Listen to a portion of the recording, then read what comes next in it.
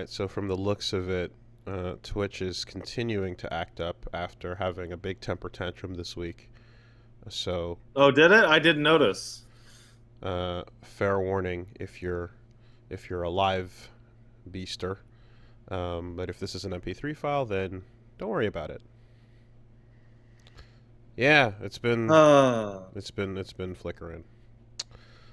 I guess the times that I do it, I kind of dodged it. I didn't really notice many problems at all. All of my Twitch streams this week went completely without a hitch, not a single problem. I didn't have any difficulties with anything, Uh, so uh, we on a can just move on on a technical and level, not talk about that just at all.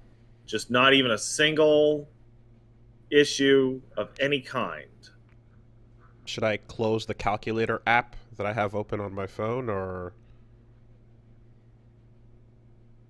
I, I think what really hits is that when you were saying that, I could see the phone out of the little corner of the box of mm-hmm, the view screen, mm-hmm. and I knew for a fact that you were not lying, that the calculator app was open.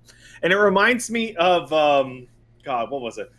You remember like 2 weeks ago or 3 weeks ago we had this goof about like, what would you rather people see, your search history or your calculator history? That one was You great. remember that? Yeah, yeah, yeah, yeah, Yeah. yeah. I'm gonna change my answer to definitely the calculator history. Yeah, no, calculators need incognito mode.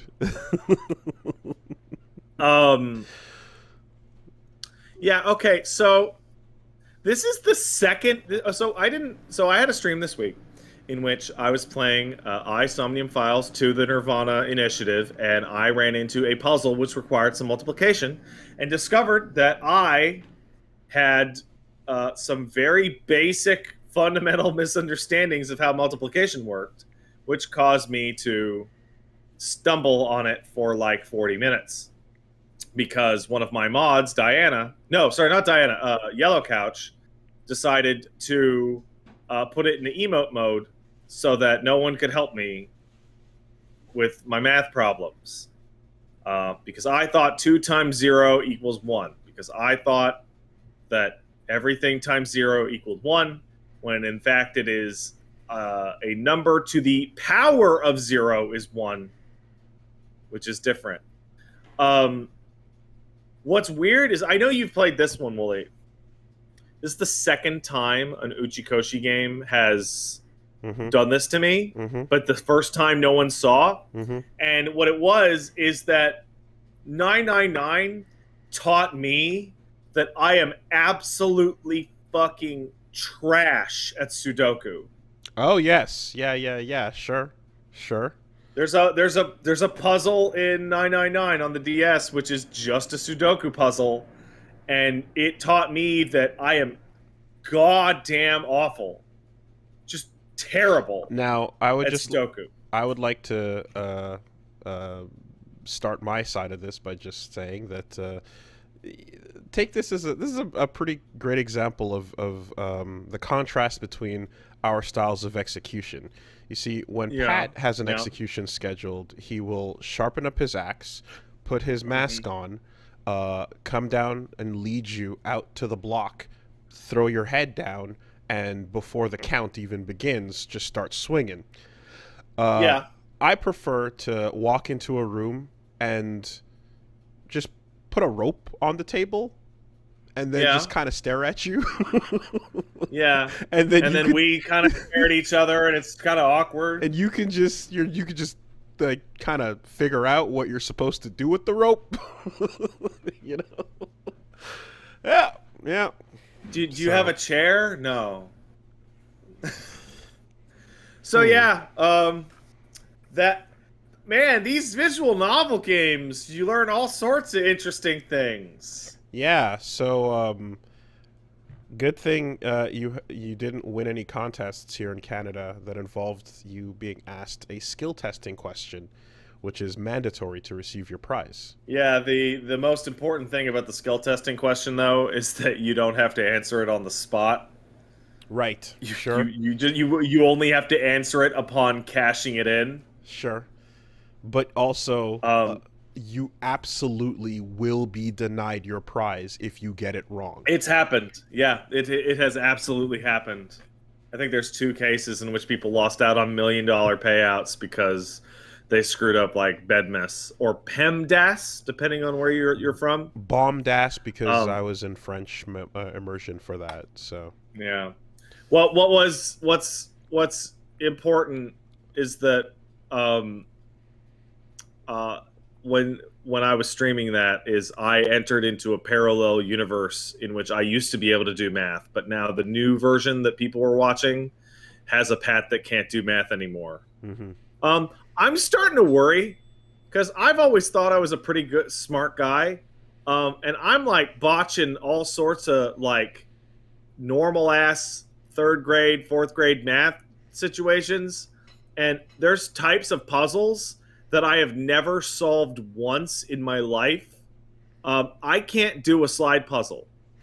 yeah. I like slide. I can't do them. I don't understand. So I think the way to think about it is to look at the trajectory of what's left and kind of think about how many bumps along the way are going to actually require you to solve something mathematically. And Few. math there's not many math hurdles left in the way. So Yeah. that's not going to get any Most better. math hurdles are artificial, which is kind of a bummer. Yeah. And while it's fun to go brush up on, some Wikipedia history or go, relearn or reread some other interesting things you might have looked at in school, nobody goes and does timetables for fun, right? No. Nothing about, like, there's some stuff that you learn in high school that you might go back and do for fun as an adult. Math is not one of those things, Unless you're a big nerd. unless you're a humongous nerd. This doesn't apply to You you. know, so I had to take in my last year of university. It turns out I had to have a math credit as a gen ed credit, and I had been putting it off, but I didn't quite remember that. So I took an introductory gen ed math course in my fourth year of university, and it hit. I was like 24 at the time, so it had been like high school, grade 11 when I in 2003. Like it had been like 8 years since I had done any math at all. And I remember reading the whole math textbook the night before both of the exams, which were That worth doesn't 50%, fucking work. except I passed. Jesus. That's not supposed to Um, work. it's not. It's not. And the shit But you I did it. the shit you read an hour before you fall asleep is pretty much gone anyway.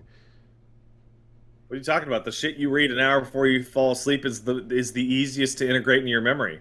Is it the other way around? It's the other way around. Yeah, no. Okay. Reading and studying like an hour or two before sleep will integrate into your memory more See, easily the than stuff reason in the middle of the day. but it doesn't feel like that for me because whenever I pass out with like a page or a podcast and I'll stop it right before I pass out, I Hmm. then have to go back and I'll have to go back like 5-6 minutes in that podcast to catch back to where I remember. Oh well, that depends how you're going to sleep. If you're going to sleep when your body fails you, that's one thing, because it has to be active participation in the memory, and then sleep shortly thereafter. Mm, But I know you and I know me. Usually, when we go to sleep, is because we're like drooping I can't and hold my just like, eyelids. oh, I Yeah. need to go sleep now.